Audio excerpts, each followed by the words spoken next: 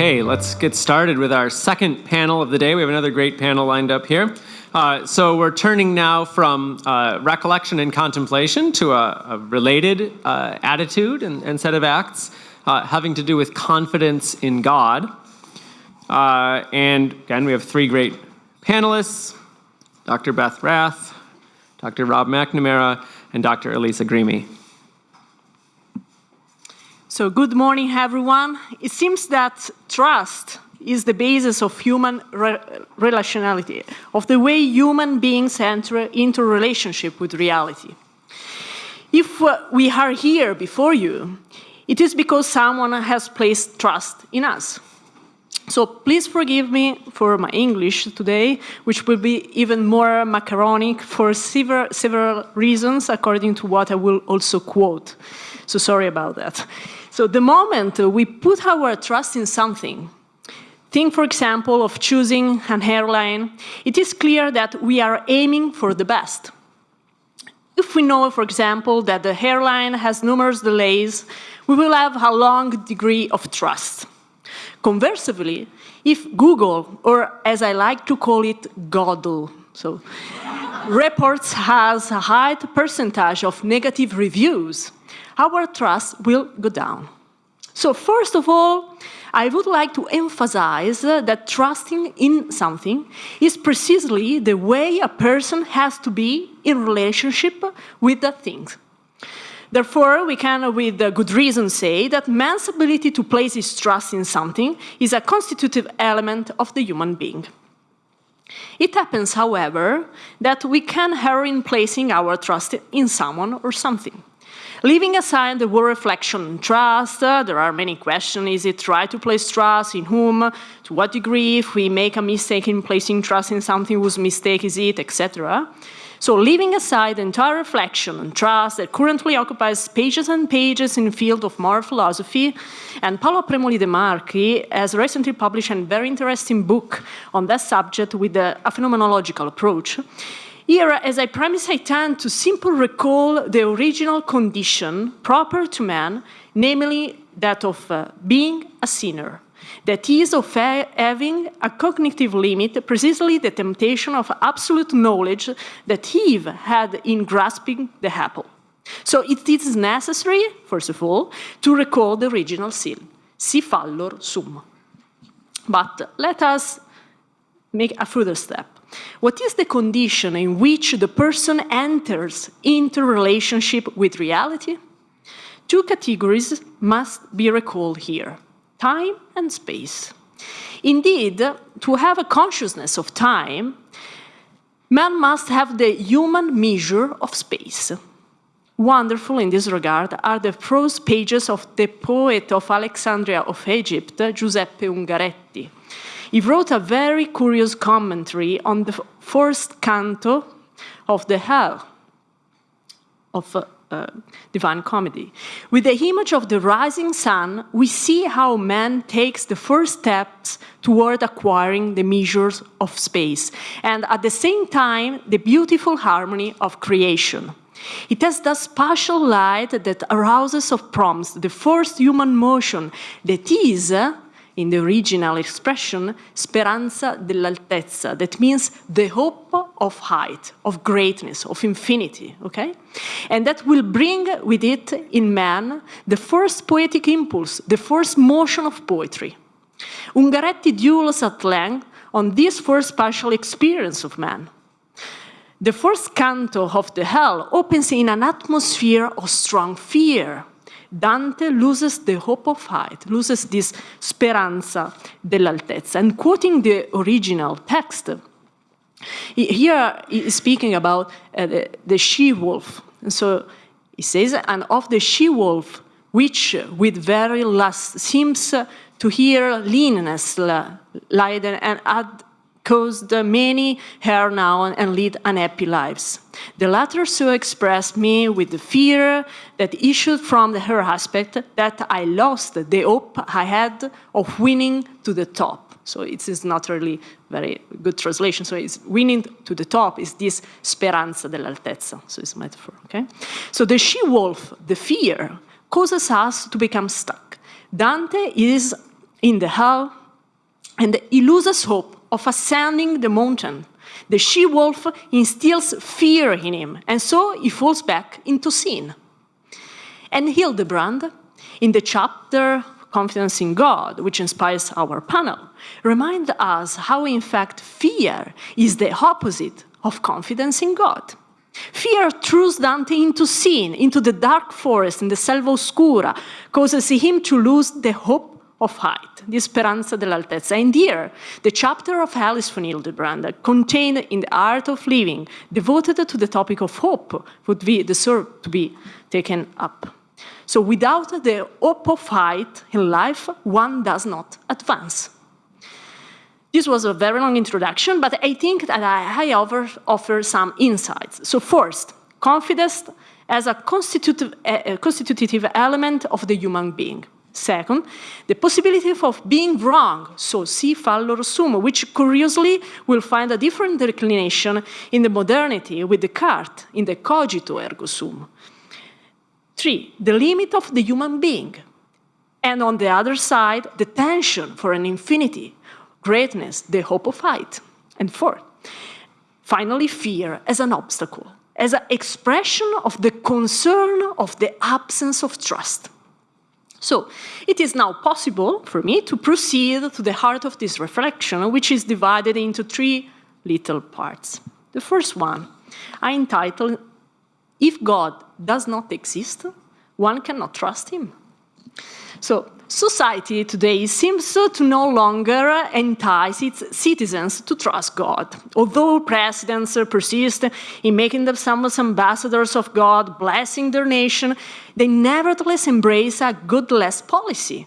God is excluded from every sphere of society, and having done away with God, the citizen must look for something else in which to place his trust.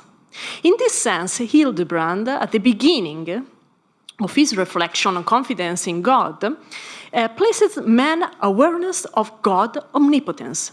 He writes, we must trust in the omnipotence of God. In order to be able to trust God, it is necessary to be certain that he can everything.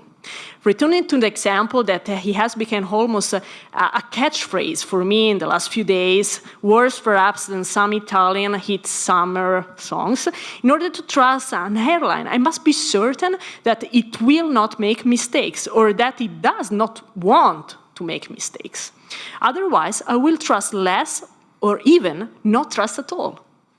Therefore, in order to trust God fully, one must first be sure that he can do everything, regardless of whether we believe that occurs in reality to be a good thing or not. And here I refer to the today Beth talk. So, for Hildebrand, it is also necessary that we must believe in God's omniscience, and therefore that we are certain that the very hair of your head are all numbered. But pay attention, from we must trust in the omnipotence of God to we must believe in God's omniscience, Hildebrand makes another step. We must believe that God truly loves us.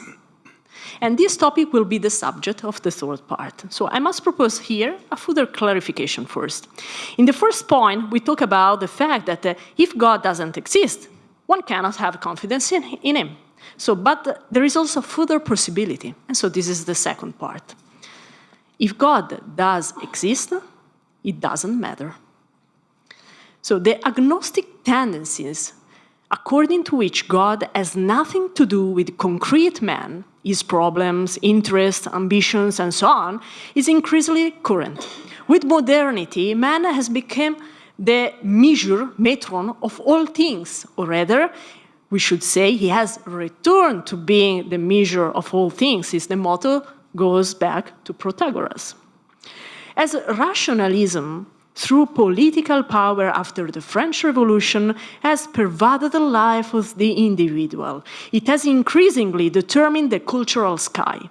The cultural sky has now become a veritable social mentality, capable not only of alienating God, but making him intolerant of man.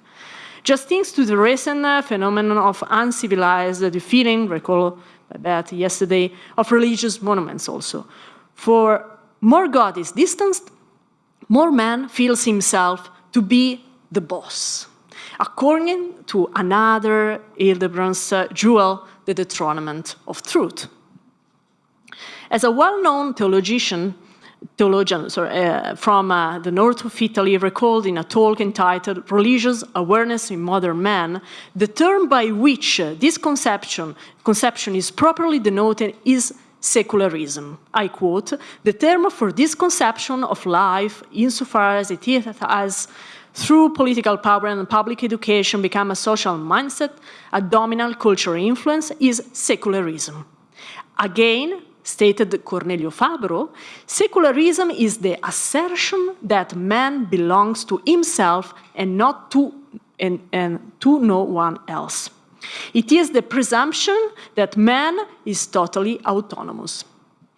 It would then be necessary to reserve Protagoras' dictum and recall instead the laws of Plato, in which we read that God is the measure of man. So looking at secularism, it is very interesting the reflection proposed by Hildebrand in this chapter on optimism. It comes to my mind the famous phrase uttered by the Romagnolo poet and screenwriter Tonino Guerra, used in a very nice way in several advertisements: optimism is the fragrance of life. And I go to the conclusion, so the tutorial part. Some years ago, among the stalls of streets of vacation spots in Italy, it was typical to find aprons for sale with the following phrase embroidered on them: "Relax, God exists, but he's not you." So, I don't know whether the phrase was meant to be an encouragement maybe for chef, or it was meant to help people on vacation to make themselves feel really relaxed. The fact is that soon it was found on T-shirts, caps, and who knows whether one day it might become, fortunately, the slogan of some Catholic university in Europe as well. But the slogan perfectly echoes a very interesting passage that Hildebrand offers exactly in the chapter of Confidence in God, at the paragraph, "We must believe that God truly loves us." He writes, "Nor does it suffice for us to believe that God is infinite love as such, that St. John's word, Deus caritas est, adequately define the essence of God for our understanding. We must believe in God's love for us and experience the sweet, inexorable compulsion of his love as it touches our person. So, the discovery of God's love is personal. In this sense, that is what baptizes a person. It is curious to ask when you are baptized, rather than when are you born. Everyone usually remembers the answer to the second question, few to the first. So then I want to propose an observation, in conclusion, about the verb remain, that recurs many times in the Gospel. Remain in my love.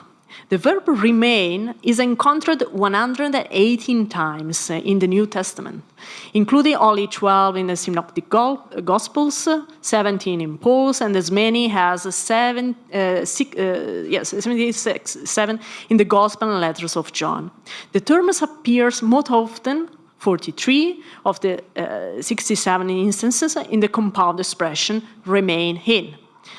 Father Ignace de la Peterie, a Belgian Jesuit and professor at the Pontifical Biblical Institute in Rome, died in 2003, recalled the three ways of the use of the verb to remain and the related expression that can be distinguished. So first, the simply biographical spatial use connected with the description of Jesus' movements in his public mission. Second, are the expression that recurs in the accounts of gospel encounters, such as those with John and Andrew, and with the Samaritans. And finally, the formulas contained in Jesus' speeches of letters. These are invitations to the disciples to remain in him, remaining in his word and love. There are statements in which Jesus' relationship with the disciples is indicated together with Jesus' relationship with the Father and the communion with the Father and the Son that is experienced by the disciple. Now, We need to ask what connects these different ways of using the expression remain. There is a transition ab extra to intra. From an outward use, there is a shift to an inward use. Remaining, like looking and seeing, in John describes the dynamic of the disciple's faith. But the very fact that the same and identical verb remain is used both in an outward sense and in what are called formulas of immanence prevents any possibility of dualistic interpretation. Remain in me finds its origin and is always related to the historic and visible manifestation of Jesus. Verbum carum factum est. So he says, we can come to him because the Father who sent him draws us to him. So perhaps the previously mentioned apron would be deserved to be purchased. Thank you. Thank you, Elisa. I want to focus on confidence in God and another idea called the credit of love. So I want to start with a little bit on self-knowledge. Self-knowledge is essential for transformation in Christ, and that means, at least in part, taking a good hard look at ourselves, especially the broken parts, the wounds, areas that maybe we'd rather not look at. In the sections on humility that we read, Hildebrand even recommends, and I talked about this yesterday, that we remain ever aware of our weakness and the constant danger of falling into sin. The problem, though, with being so aware of our weakness and so aware that we might fall into sin is that we could very well end up in despair. How could I ever change or heal or be forgiven for whatever it is in your life? We see where we are now in all of our weaknesses, and we hear Jesus' words in the gospel, be perfect as your heavenly Father is perfect. And we might say, well, it's too late for me. It's too late. That's a form of despair. If you're interested in more on that topic, I recommend to you a little essay by Alice von Hildebrand in the Art of Living volume on hope. I'll set that aside for now. Maybe we can come back to it. What keeps us from despairing of our past and despairing of our present? The short answer is confidence in God. Confidence in God allows our self-knowledge to bear fruit. According to Hildebrand, confidence in God is faith that God is omnipotent. In other words, that God can help me specifically in this very struggle that I'm having. It is faith in God's love for me, as Elisa was saying.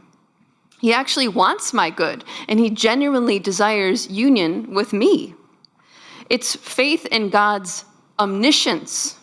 He sees me and he knows me, and believe it or not, he's got a plan for me. And it's faith that we're called by God to be his adopted sons and daughters and to carry out a mission for him. Confidence in God is hugely important for conversion. Again, if we see where we are now and also see how far we are from where God calls us to be, confidence in God that he'll be with us and actually supply the grace needed for our perfection is absolutely essential. So let's drill down a little more deeply into confidence in God. Confidence in God, as Elisa was driving at, is rooted in God's character. So Hildebrand wants us to keep this in mind because it's easy to lose confidence in God if we just look to our own earthly fortunes and misfortunes. So maybe many of you have prayed Psalm 73. I think about this one sometimes. And many of us maybe pray the words as if they were our own. So I'm just going to quote a couple verses here from Psalm 73. The psalmist says, I was envious of the arrogant when I saw the prosperity of the wicked, for they suffer no pain. Their bodies are healthy and sleek. They are free from the burdens of life.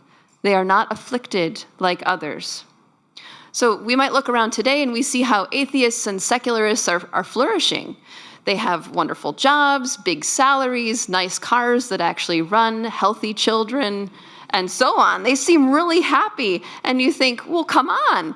I'm actually trying to follow the Lord, and how could this God who's omniscient and omnipotent and omnibenevolent, loving and providential, how could he allow me, someone who's trying, to suffer so much? It seems like he despises me.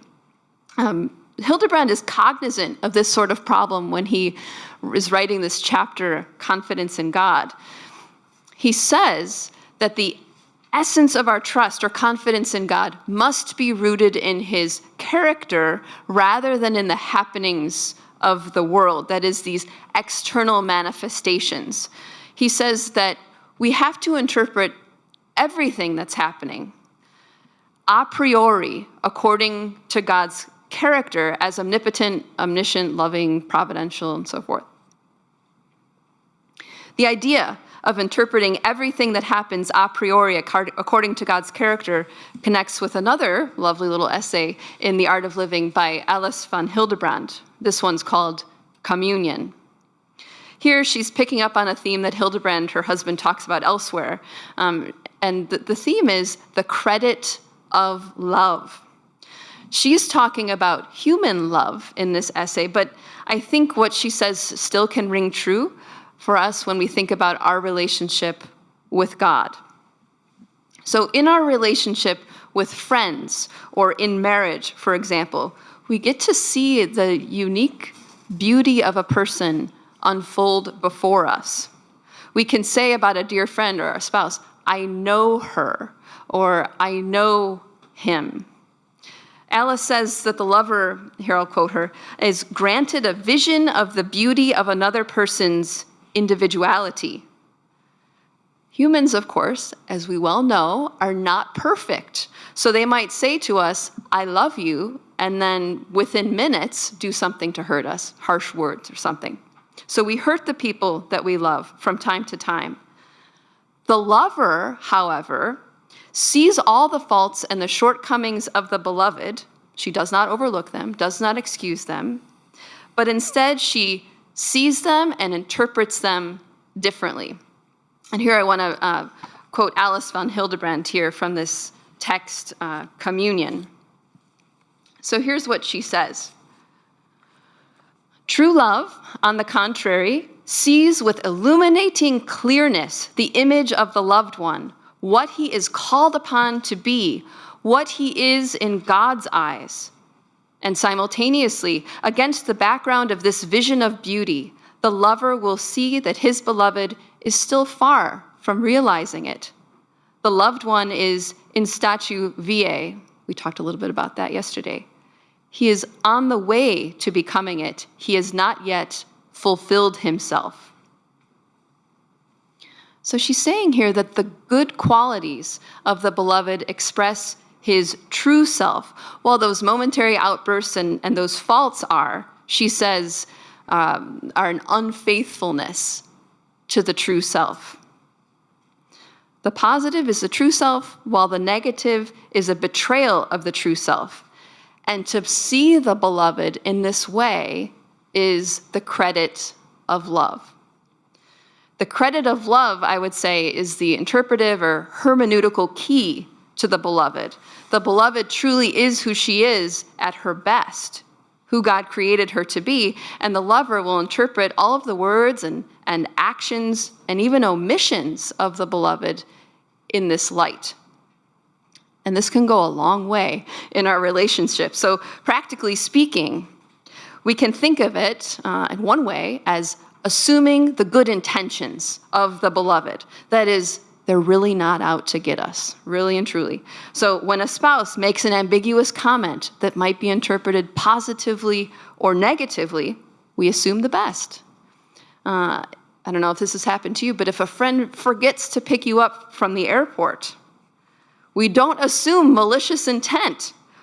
that she wants to ruin our day. Rather, we recall the goodness of this relationship, how much we love our friend, how much she loves us, and this forgetful blip is not reflective of her character or how much she values the relationship. Again, we know our friend, we know her good character, and so we assume the best. Now, one little caveat here. I just want to add this in case we get the wrong idea. And Alice van Hildebrand talks a little bit about this in the chapter 2. So we assume the best of the beloved, but not if the beloved is acting in a definitively and consistently negative or harmful way. So I don't want to give the wrong idea here and suggest that a battered wife keeps assuming that her husband, the abuser, has the best intentions for her and interpret that, according to some hermeneutic of love. So, there are some limits, some parameters here on this. Okay. The credit of love, I would suggest, should also be our interpretive key for God in the midst of all the fortunes and misfortunes of the world. So just as we have confidence in a friend or a spouse that they love us deeply and they're deeply good, so too we can have faith that God is perfectly good. What that means then is that whatever trials or misfortunes befall us, we interpret through the lens of God's character, which is omnibenevolent, omniscient, omnipotent, and so on. God's not out to get us. He's not trying to hurt us. We can be confident of that because we have confidence in who he is. And we know this because he's revealed himself to be this way in the scriptures, the tradition, lives of the saints, maybe even some philosophical arguments. We can know something about God's character. I was thinking yesterday about Father Walter Chiswick. Do you know him? Okay. So he's a Jesuit father. He's now servant of God, and he's the author of one of my favorite spiritual works called He Leadeth Me. And in this text, he is one who embodies, who lives out, and even writes about this idea. He doesn't call it the credit of love, but the ideas are similar. So he talks about seeing everything that happens to us as the unfolding of God's loving plan for us. So for him, that meant spending 20-some years between Lubyanka prison and the Gulag, enduring torture and hard labor and confinement.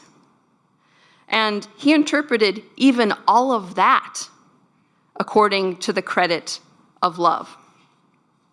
Okay, so just one little last side note. What about seemingly unanswered prayers? Well, if God were really good, then wouldn't he hear me and give me what I am asking for, especially things that seem kind of good or neutral that I'm asking for, like a healing or protection from harm? And Hildebrand says, well, God's not going to necessarily answer these prayers just as we ask. What is God's goal for us? Salvation. And all other goods, according to Hildebrand, are subordinated to that ultimate good of salvation. So in God's omniscience, he knows whether something is going to serve that ultimate good for us or not. So indeed, he does answer all prayers according to his omniscient love.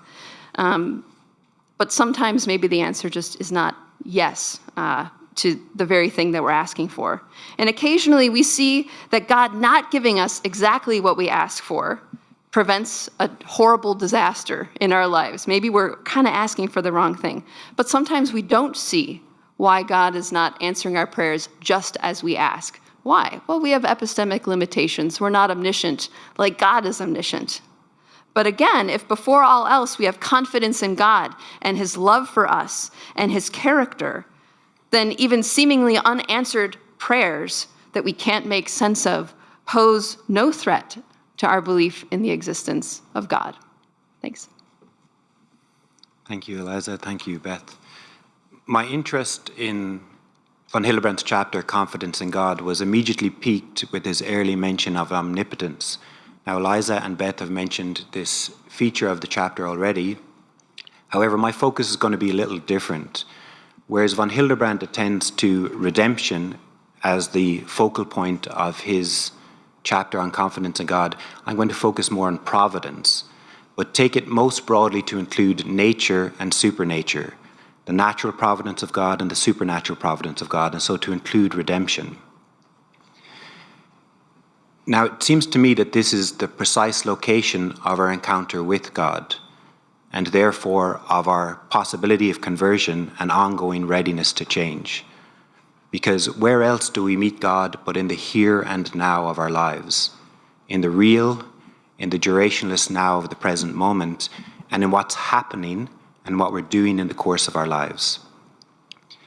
So we think then of providence as something we're in because we're objects of divine providence, and then it's something we're also doing because we're subjects providentially caring for ourselves and caring for all that is entrusted to us. But we also encounter providence, and in our encounter with providence, we attempt to discern God's presence in his providential care for us. Now, this is somewhat easy when providence is good to us, or when we perceive it as good to us.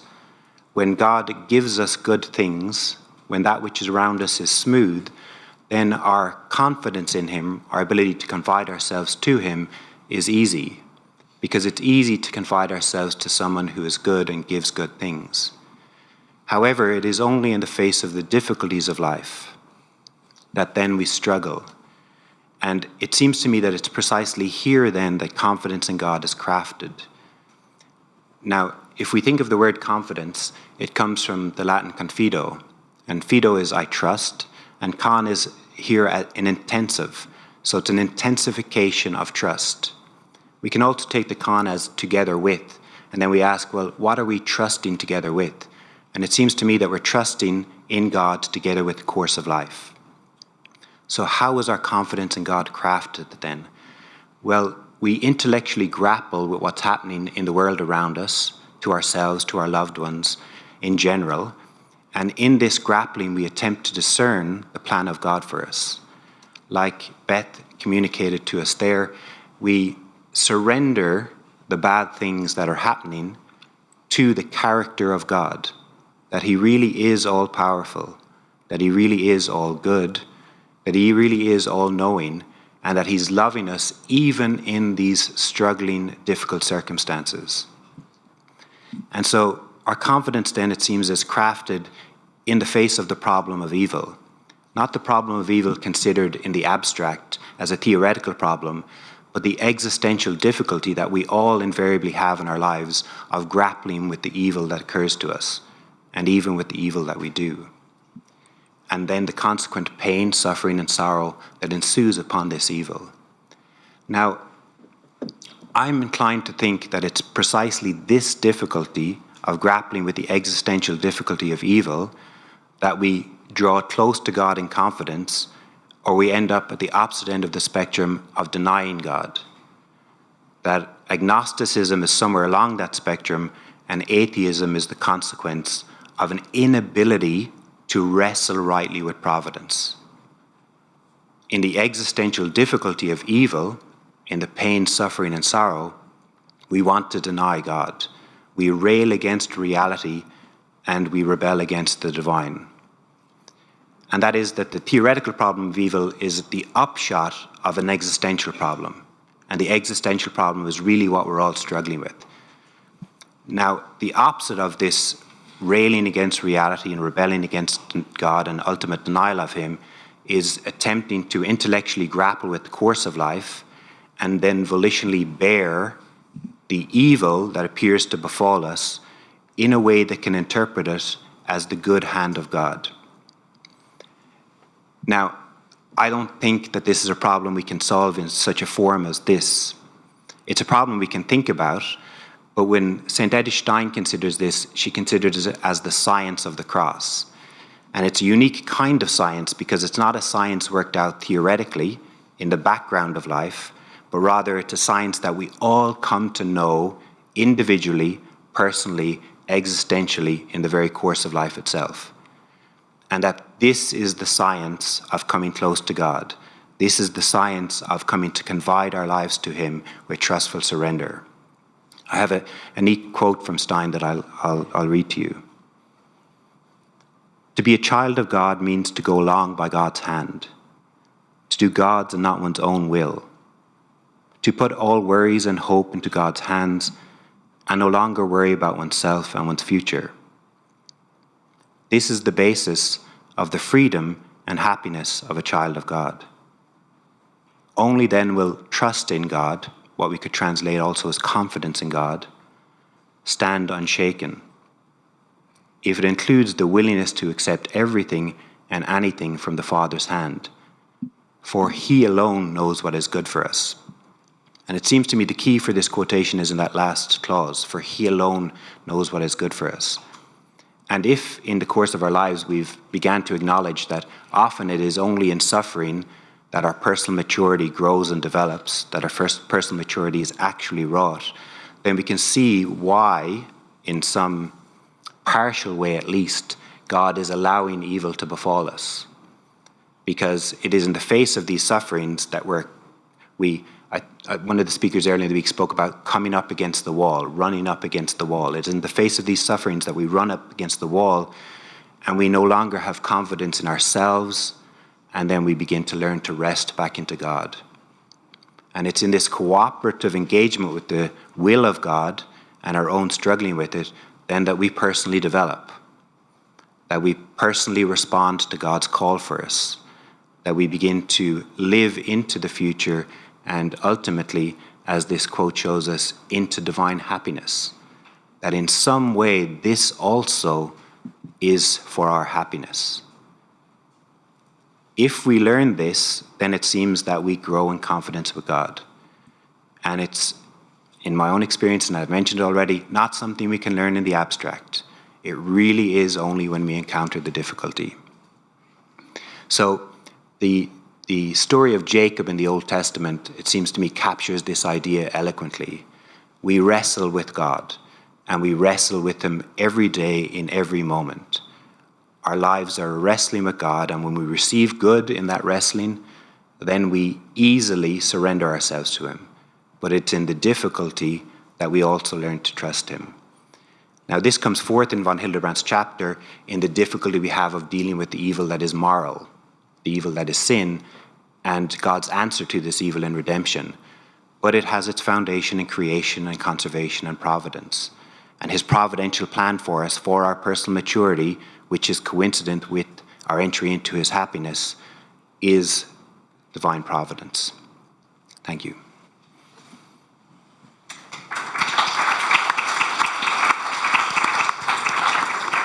Well, thank you to all of our panelists. That was wonderful. We have plenty of time for questions. So is there a microphone ready to go back there? Just raise your hand. And Dr. Healy over here.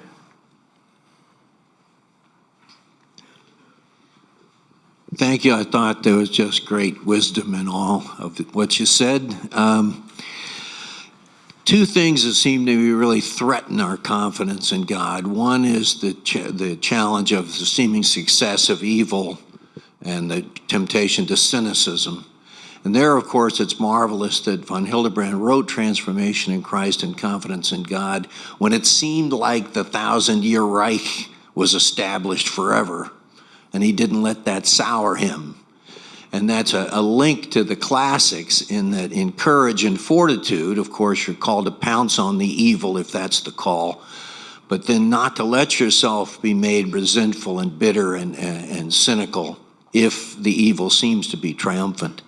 And so the way evil seems to be in the world is one source of losing confidence in God. But then in one's own life, too, when you throw yourself into the arms of God and you want to be His standard bearer, we often imagine what we think would be great for God or what God would want for us or for those we love if He loved us.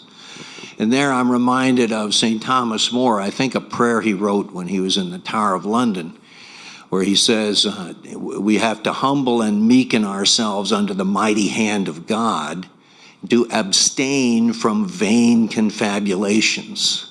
to be careful of our own projections of what we think God would do if he loved us, and then we can be very disappointed.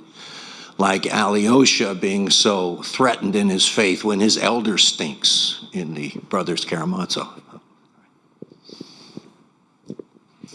I'm reminded of something Maria Walter said yesterday morning, that we often think we have this readiness to change.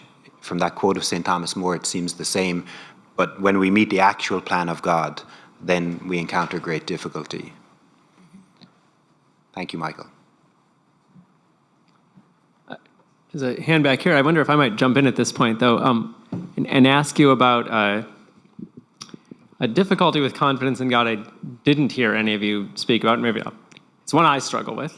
Someone yesterday mentioned religious nihilism. So this idea that once we grasp that there's a God and that God is all good and God is the source of everything in the world and that God has providence over all things, right? Some sort of control over what happens.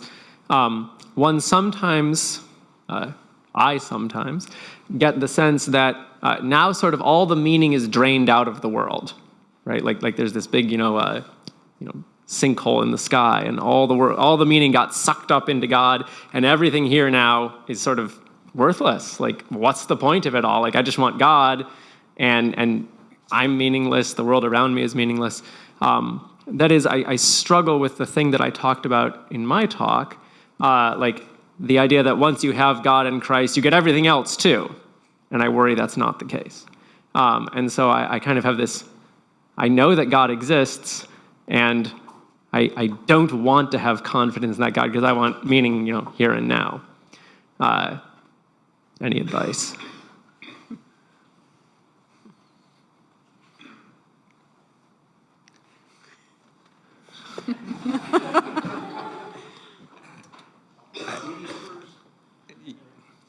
Well, I think that freedom can make could be the answer, no?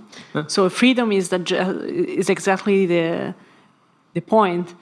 It means that is the feature of a human being that distinguishes itself from God. So even though we can have this complete, perfect construction of the world and everything is perfect, on the other part, freedom made the difference because the choice we can be ready to change, but we can choose or not to do that. So when we think to the creation, freedom is exactly at the center of the person. So, and it's very problematic, the topic, of course. Yeah. I want to say something that pertains to your question. I don't know if it'll really answer it head on, but it occurs to me that there's obviously something right about the one necessary thing that we talked about, right, which is eternal communion with God, right? But and now I don't remember what text it was in. I think it was Hildebrand, but I read so many things they get mashed all together. But it's also true that when we pray for other people, it is good to pray for particular things, not just generically, I will this, please God, save this person, right? Let them be eternally united with you. That is a good prayer. But also, we ought to pray for what we need. I mean, the Lord himself teaches us that. So it seems clear to me that God loves us even in these particular earthly kinds of good, and those things too are gifts from him to be prayed for and valued appropriately. Again, I don't know if this answers it, but it's what occurred to me when you posed your problem, Mark. It seems to me that this wrestling with God is well to be considered as a dialogue with him, a conversation we're having in an ongoing way. When we encounter providence meaningfully, or when we encounter difficulties meaningfully, we're hearing the word of God, and I think we ought to respond honestly. Like, this is dark, this is bad, I'm suffering, I'm tempted to bitterness and resentfulness, like Michael mentioned. And I think there's something about the honest dialogue with God that brings about his ability to respond to us in a way that we can hear. But we ought not to think it's not dark, that evil isn't evil, that I'm not suffering. And I think the key at that moment is to stay in dialogue, to not recoil and pull back from the conversation, but to actually bring all of that difficulty to him. And I think something will happen in that. We'll hear that he loves us, maybe not right there and then, but through the course of time. And I think then you just stay in dialogue, as with your fingernails hanging on as best you can. What you said, Rob, about dialogue just made me think of the wedding feast at Cana. And so there, what is Our Lady doing but bringing this? It really seems like a meaningless thing. They have no wine, so what, right? It's not a very big deal. They could just, move on, right? And here what our Lord is showing us is the overabundance of his divine love and how much he cares for even the smallest, the most trivial things. So his providence extends even to that. And how does he respond? In abundance, the best of wine, in response to just that trivial need. He cares about that too. The best car that doesn't break down. Yeah. Thank you very much. Question in the back? Yeah, I was curious, could you elaborate exactly on what it means for suffering to God, have a plan for us for God? Or I messed that up. For God to have a plan for us in our suffering, because it's been my experience people have very different and nuanced views on this. So some people see God as directly willing every suffering, and there's both a comfort but perhaps a problem in that. And then the opposite view would be that God almost kind of freely surrendered his omnipotence with the fall, and he allowed us to choose sin and the full consequences of that. And so with that view, then it's like anything horrible could happen and it wouldn't really be his fault. So yeah, if you could just help navigate some of those nuances, that'd be great. I think there is evil in the world, and we ask ourselves then what God does with that and what we do with that. So I think a recognition of the problem of evil is important here. Now, it seems to me that how Christianity has taken shape from the perspective of Christ's presence incarnate and his passion, death, and resurrection, we discover that love faces evil by suffering it. And in this, it undoes the twisted inversion that is evil. It actually overcomes it. And I think our suffering has the same meaning. I don't think directly willed by God, he wants us to suffer, but given evil, which is of course not something that finds its source in him, then our response is to love in the face of evil, like he did, and this will mean to suffer evil and thereby overcome it. And in this, then we learn to love. We learn to love in the most difficult of circumstances. And it seems to me that that's what brings about then the transformation of our personalities. We learn to cooperate with his love and are transformed by it. Now, it's easy for me to speak about this, but of course, it's a constant struggle to realize this in life. And I think that's the science of the cross. Dr. Crosby? Oh, you can go ahead, and then Dr. Sorry. Yeah, I think it was partially answered by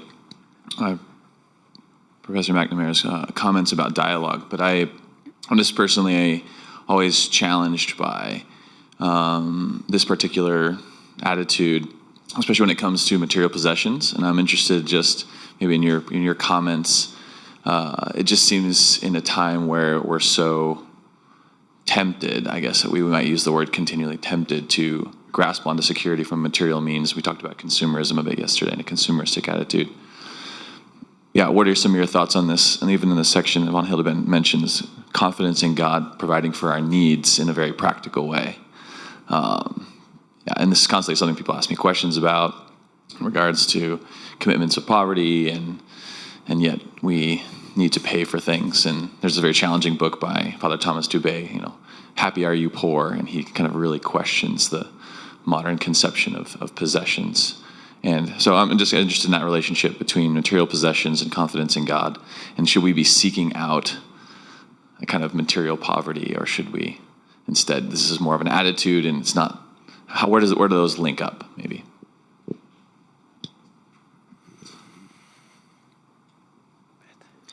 Okay.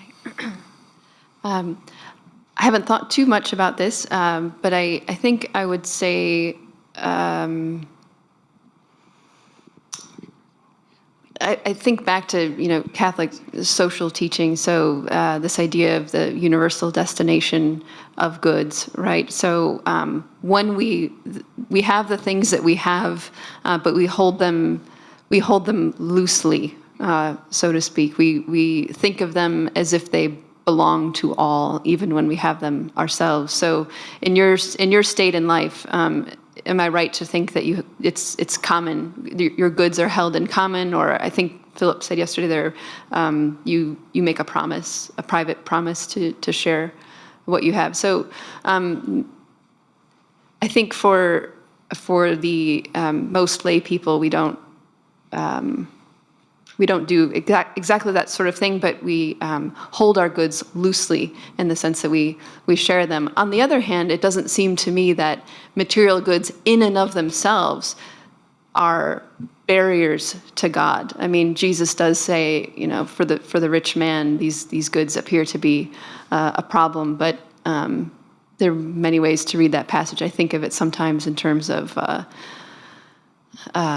pride, or I'm holding something back from the Lord, my material possessions. This is what my treasure is before the Lord. So I guess for me, spiritual poverty is the thing that we're striving for to get through the narrow gate. We have to humble ourselves really to be picked up by Christ, to be put on the shoulders like a lamb on the shoulders of the shepherd, to enter through that narrow gate. So could material goods be a barrier? Yes, if it's something that we really struggle with, and grasping at those things and putting our reliance in our bank accounts or the treasures that we have, then that's probably something we need to look at. But I don't think that in and of themselves they are or necessarily are a problem. As bodily, I think we need a humility before the bodily needs, and that includes security, food, nourishment of all sorts, and the balancing point of that I think is very difficult, and I think it's often quite particular, not just to the state of life, but to the particular individual, their family, their community, and I don't have a good way to work out that balancing point, but a humility that we're bodily and we have these needs, and at the same time a kind of detachment, like Beth mentioned. Dr. Crosby? Yeah. There seems to be one case of one kind of obstacle, one kind of obstacle to this trust in God that I haven't heard you mention yet, and I would really like to hear your response. I'm thinking of the case, say, of an infant abandoned by its parents. Let's say they're drug addicts. They die of drug addiction. The child is thrown into the foster care system and moves from one house to another. No one ever really takes any loving interest. There's no unconditional love in the primordial experience of this child. And so when you give it religious instruction, you come talking about, God's love for the child, a kind of organ in the child for receiving that message has been destroyed by this trauma of rejection from the very beginning. And so, it would be too intellectual just to come with arguments and considerations of the kind that even Van Hildebrand offers. And it's going to take something different, a different kind of healing there, so that this message of God's love for the child can be heard. And isn't utterly unbelievable to the child. So how would you go about clearing that obstacle away, the one that goes back to the very beginning and exists as a kind of devastating trauma destructive of trust in the child? So the first thing I'd want to say is that philosophical responses to the problem of evil cannot address a particular case in all of its detail, like the one that you mentioned. I mean, that's a heartbreaking thing to even think about, this child who's been abandoned. So I wouldn't know what to say to that child in particular, except, and this is where I think the beginning of healing would be, except to show love, receptivity, reliability, presence, all of those things. And by showing, I don't even know if that would be enough in this life to bring about healing, if there's something so broken at the beginning. But I think it's a start to be present to that person. But I wouldn't presume to start in on philosophical arguments, responses to the problem of evil for the child, just to show love. I entirely agree with Beth here, and all I would add is that, at least in Christianity, our God doesn't remain aloof of that precise problem. And so if we think of the Feast of the Sacred Heart last Friday, which of course was very significant for von Hildebrand himself, our God bears his heart outside of his chest, and in that has suffered all of this evil with us. Now, I don't think that you could perhaps speak to the child about that before this real love that's given by the Christian, but I think that is something that could ultimately answer that wound. I'm reminded of a man I met once who was a Jewish convert, and his first time going into a Catholic church and seeing a crucifix above the altar, it had this powerful impact upon him. And as he was telling me the story, I could see the impact live in him. He saw God crucified, and his fresh eyes upon the crucifix, which I've taken for granted so often, showed me the power of the message that's communicated here. God is vulnerable before evil in his passion. And in that way, it seems to me has in some way answered all of this difficulty. Hello.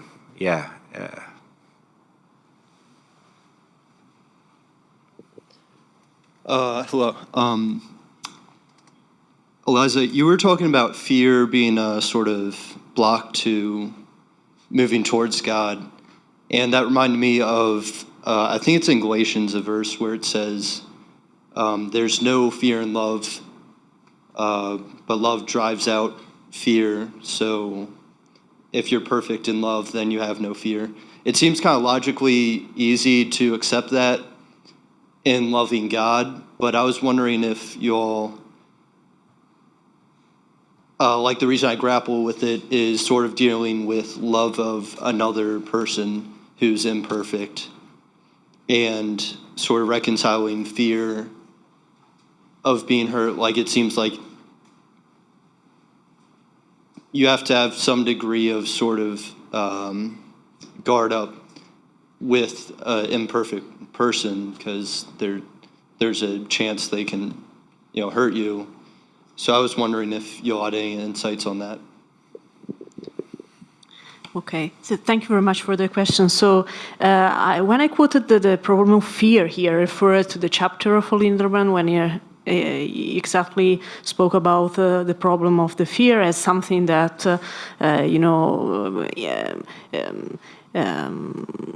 as something that as a stone that doesn't permit to the human being to advance. And so this is why I quoted also Dante, because Dante, it seems that in front of in front of the she-wolf, in front of this animal cannot advance. And so I think that here is also Hildebrand speaks about fear. Fear is something really negative. is not the kind of fear that we can, for example, have in a relation, which we have not the courage maybe to risk at all. We feel as we have to be careful. And I think that in that case, it's not really the fear as intended in a bad way here in the chapter of Hildebrand, but as something less in the virtuous system in a sort of way. So fear is not here, as I quoted, intended in the life as something positive, but is something that doesn't permit to advance. Otherwise, this kind of I don't know if I have to risk or not, because I have this fear. In Italian, is timore, is like that word that I asked before, so the concern. So it's something maybe different. It's this positive fear that permit to be also involved maybe in a relation more and more with the right distance also. It's like timor di Dio, how you say in fear of God, exactly. But it's a positive fear in that sense. And I think that in English you always use the same word, right? But I think it could be a little bit different, because in front of a she-wolf, it's very dangerous. It's something bad. It's evil. And so it's something that I have not to consider to be a saint to being virtuous, become more and more virtuous. Otherwise, in this sense, it's an obstacle, as written by Hildebrand. The other part could be something positive. So this fear of God in that sense. Is clear? Thank you for the presentations. Newman, in his university sermon, says, "We believe because we love." From the perspective of Hildebrand, he seems to agree with that. And with Newman, again, he says, we believe in the creed. When we say we believe, we do not say, I believe in God, the all-goodness. We believe in God, the Almighty. So he looks more to his omnipotence to talk about our faith in God. My question is, what is at the basis of confidence in God? When you quoted Psalm 73, the psalmist ends by saying, "What do I have in heaven but you, O Lord?" He seems to end with the one thing necessary. Is it a combination of these three, the omnipotence of God, the goodness of God, and simply God himself? Or what would you say it's at the basis of our confidence in God? Is there a particular attribute you would say? At the end of the day, if you look at Uvalde, if you look at the crisis in Ukraine and in the world as a whole, the violence in the world, how would one come to explain this to one who is having difficulties believing in God because of the evil in the world? Would it be any of these attributes of God, his omnipotence and goodness, or would it just simply be in conspectu Dei, as Hildebrand seems to say? We have to really come to terms with faith in God to be able to understand or withstand some of these situations and embrace them if he is the one thing necessary. Okay, so thank you very much, because this question permits me to underline again, but I was wrong, to underline again a passage that I did during the presentation. So Hildebrand quoted in the chapter, so firstly he said that we must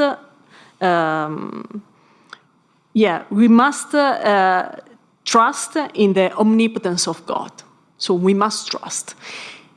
It seems to me that this phrase is a sort of theoretical, starting point. We must trust in the omnipotence of God. Is the premise, is the condition for knowledge. Then there is the second passage that is about feel the love of God. Okay, and the third one is that we must believe in the God omniscience. So in a case it's trust, in the other one is believe. That means that So if I have, I must trust because if I want to know reality and be in relation with the reality, all things, all feature of reality, I must trust, for example, that this is a chair. Otherwise, I cannot be sit here, so etc. It's a sort of precondition of knowledge. On the other part, we must believe in God omniscience. That means, how can we believe? It's necessary to feel concretely, personally speaking, so to feel the God of the love of God, and that's why Hildebrand speaks about, and this was the third part when I here I quote 1 second,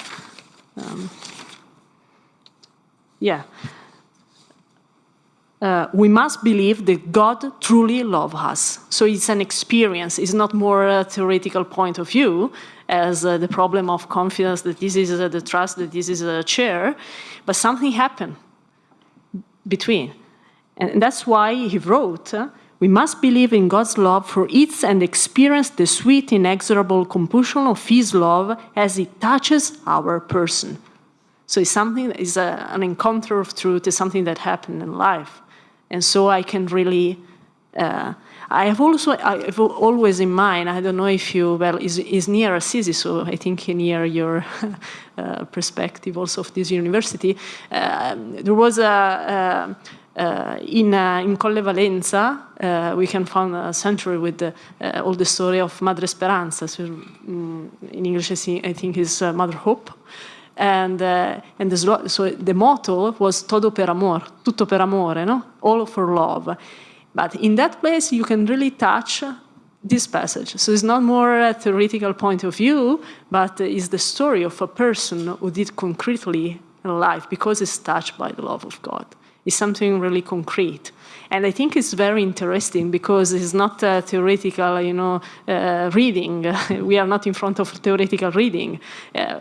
Looking at Hildebrand, but we are in front of, first of all, it teaches us, the knowledge works in this way, but then if we want really to understand, so this confidence of God and believe in that, so love of God has to be something concrete. And that's why in the heart, too, as I quoted yesterday, there was the first part dedicated on the heart, and the second one, the best expression of the human heart is the sacred heart. So it's imitation of Christ, and so transformation in Christ, something really concrete, something real. So I hope I answered. So. Yeah, I would agree with what Elisa said. So confidence in God is based in God's character. God knows me, he sees my situation, he can help me, and he wants to help me. Maybe here it's a good time to link confidence in God with hope and to distinguish that from mere optimism. They're quite different. So optimism, maybe you're temperamentally optimistic, seeing the sunny side of life. But there, according to Alice von Hildebrand, optimism is blind to the objective situation. I'm optimistic, I'm not even looking out to see what's going on. I'm just generally optimistic. Hope, though, is different. So for Hildebrand, hope is always grounded in someone. In this case, specifically in God. Again, a God who knows me, loves me, can help, so is omnipotent to do so. So hope is really most properly thought of in terms of God, and it's based in his character. The way you began, Father, I believe in one God, the Father Almighty. It does seem that von Hildebrand takes his same point of departure for his exploration of confidence in God. There's something creedal about it, even if that wasn't in his mind at the time. And I'd just like to read a quotation from that section of the text. This creed must refer first to the omnipotence of God. It is not enough for us to entertain a theoretical and general belief that God has the power to do everything. In every concrete situation we are faced with, the omnipotence of God must be so palpably present to us to lessen the reality of all other facts, immutable as they may seem. And so there's a prioritization of the power of God to bring about good, even when all appears elsewise.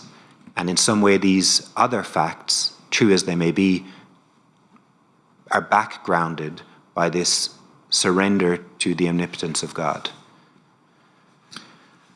I know there are many hands still up. We're going to have one more question, and then we'll conclude this session. Okay, so I guess I see in a very simple way that there's two kinds of trust, and my question is only about the one, because at least intellectually it makes sense to me to trust in God that he will help us on the path to holiness and towards him and towards heaven. So my question is not so much about that kind of trust, but more about the trust regarding to like particulars, like with what you were saying, Beth, about praying for particular things, and that we're supposed to trust that God will take care of us and our needs. And I guess I always get a little confused because, like for someone who is fearful about particulars and about suffering especially, and not about, again, eternal suffering, because that makes more sense to me how that ties up. But yeah, for someone fearful about particulars and suffering, the answer that is often given is, well, trust in God. And it's like, well, what are you trusting in him to do? Because in fact, he does not always take care of everyone's needs. In some cases, there are times when, a religious order or a saint prays and they're running out of food, and then the next day it miraculously shows up, and they're like, well, trust in God. But there's also cases where people die of starvation, and, what if they're a Christian family, and they're saying, trust in God that he will provide for what we need, and then sometimes he doesn't. And so I was wondering, what is it then in those cases that we're trusting in? Obviously, we're also trusting that God will lead us to salvation, but for me, that's a separate and already addressed question. So when someone says trust that God will take care of your needs, it's like, but he does not always. So how do we reconcile that? Okay. A few things come to mind. So just to emphasize a point that I made from before about prayer. So I'm thinking of a family who's praying, they don't have enough food or something, and they're praying for God to send them food or enough resources to purchase food. And what if he doesn't answer that prayer? Maybe this is kind of hard to say, to that family, but God wants their ultimate salvation, and maybe somehow he sees this as this suffering as conducive somehow to their salvation.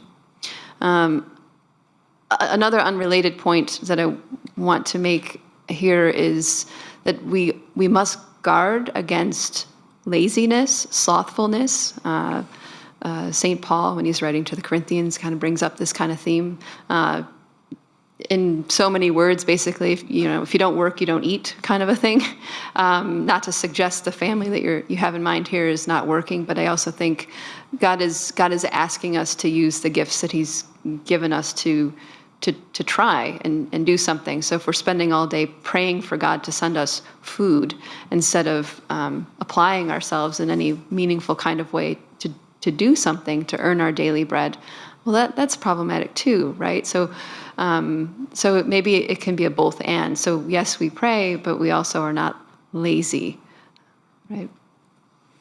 I think to add to that, the personalism of von Hildebrand, I think, is helpful here, and the other personalist thinkers of the 20th century, like Wojtyła and Stein. Ultimately, what will endure to eternity are persons and their love. And I think this dwarfs every other fact.